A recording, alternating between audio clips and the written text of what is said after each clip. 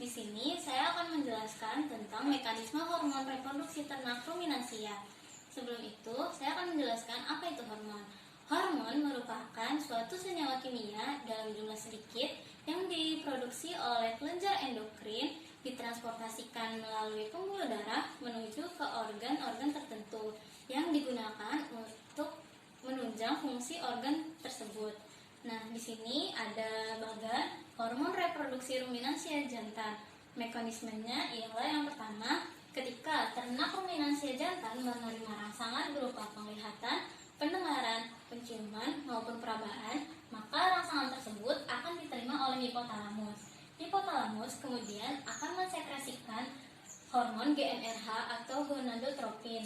Hormon GnRH ini kemudian akan dibawa melalui pembuluh darah menuju ke hipofisa. Kemudian hipofisa akan melanjutkan ke adenohipofisa. Adenohipofisa ini kemudian akan mensekresikan hormon LH, ICSH, dan juga FSH. Hormon ICSH di sini kemudian akan ditransportasikan melalui pembuluh darah menuju ke organ testis, di mana ICSH ini akan memicu pertumbuhan dari sel-sel yang ada di dalam testis. Salah satunya adalah sel Leydig yang dapat mempengaruhi ukuran testis. Ketika testis membesar, maka akan terjadi umpan balik negatif, di mana akan menekan hipofisa yang akan menyebabkan terhentinya produksi ICSH dan dimulainya produksi LH. Produksi LH ini kemudian akan ditransportasikan menuju ke sel Leydig untuk memproduksi testosteron. Testosteron ini akan menstimulus sel sekunder dan juga libido pada ternak. Kemudian testosteron juga akan membantu dalam proses spermatogenesis. Kemudian ada hormon FSH. Hormon FSH ini akan menstimulus sel Sertoli dan juga tubulus seminiferus. Pada tubulus seminiferus akan terjadi proses pembentukan sel sperma atau spermatogenesis. Kemudian untuk sel Sertoli akan menghasilkan nutrisi sperma yang akan digunakan oleh sperma dalam proses pembentukan sperma atau spermatogenesis. Kemudian saya akan menjelaskan mengenai mekanisme hormon reproduksi ternak ruminansia betina. Dimulai dari ketika ruminansia betina menerima rangsangan dari luar melalui penglihatan, pendengaran, penciuman, maupun perabaan. Rangsangan tersebut akan diterima oleh hipotalamus yang akan mensekresikan hormon GnRH atau gonadotropin. Hormon GnRH ini kemudian akan ditransportasikan melalui pembuluh darah menuju ke hipofisa. Hipofisa kemudian akan meneruskan menuju ke adenohipofisa. Adenohipofisa ini kemudian akan mensekresikan hormon FSH, LH, dan juga LTH yang akan mempengaruhi produksi susu. Hormon FSH ini kemudian akan ditransportasikan melalui pembuluh darah menuju ke ovarium. Kemudian FSH ini akan memicu pertumbuhan folikel-folikel yang ada di dalam ovarium, dimulai dari folikel primer, folikel sekunder, folikel tersier hingga matang menjadi folikel de Graaff. Nah, kemudian di dalam folikel-folikel tersebut terdapat sel TK interna. Sel TK interna akan mensekresikan hormon estrogen. Estrogen ini memiliki fungsi sebagai perangsang organ reproduksi betina sehingga ia dapat terjadi estrus dan dimulainya birahi.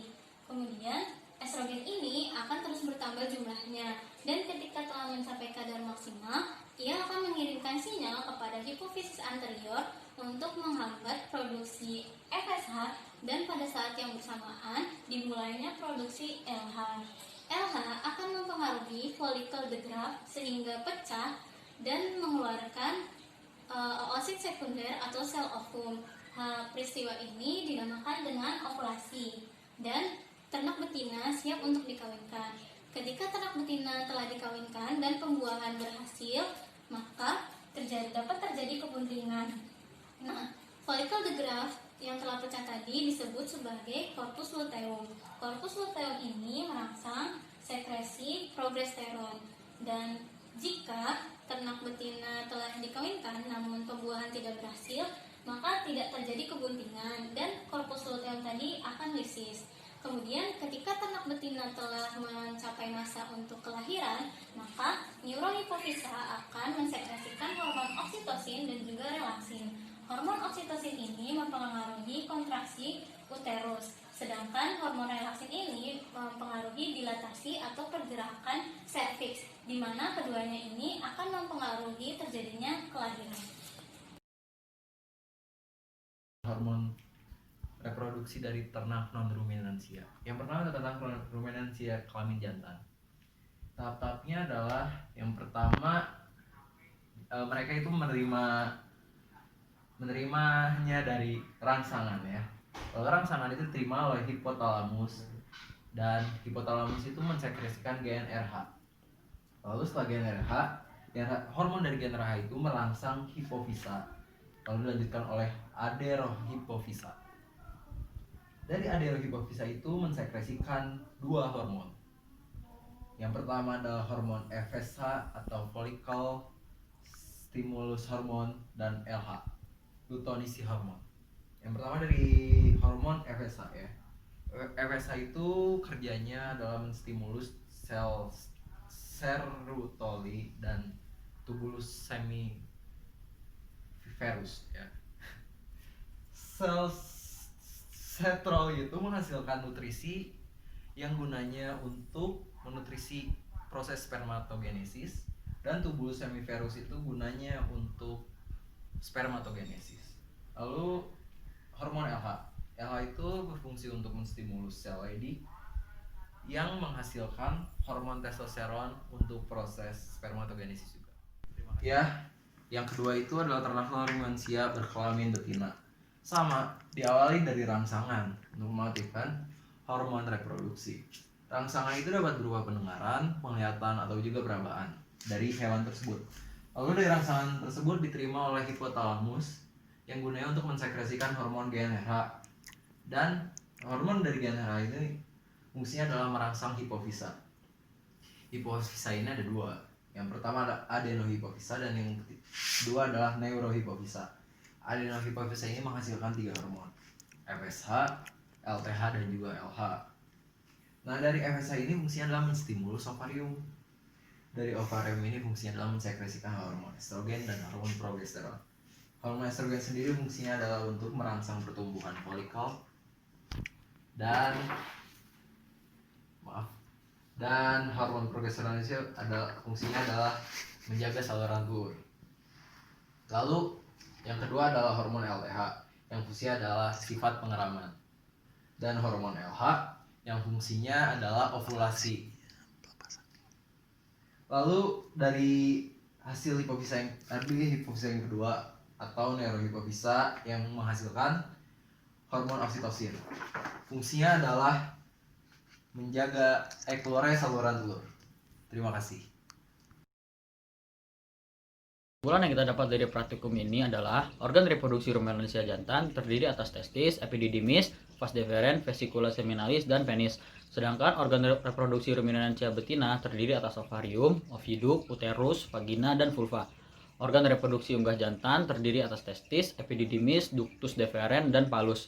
Dan organ reproduksi unggas betina terdiri dari ovarium, infundibulum, magnum, isthmus, uterus, vagina, dan kloaka. Pada fase birahi ruminansia jantan, hormon reproduksi yang muncul ialah GnRH, ICSH atau LH, testosteron, dan FSH. Sedangkan pada hormon reproduksi ruminansia betina, pada fase pubertas terdapat hormon GnRH, dan pada fase birahi terdapat FSH, LH, LTH, dan estrogen. Dan pada fase bunting, progesteron, dan pada fase partus terdiri atas oksitosin dan relaksin. Sedangkan pada unggas betina, hormon reproduksi terdiri dari GnRH, FSH, LTH, dan LH. Fase pembentukan folikel terdiri dari estrogen, fase menjaga saluran telur terdiri dari prosterogen, dan fase keluarnya telur terdiri dari oksitosin.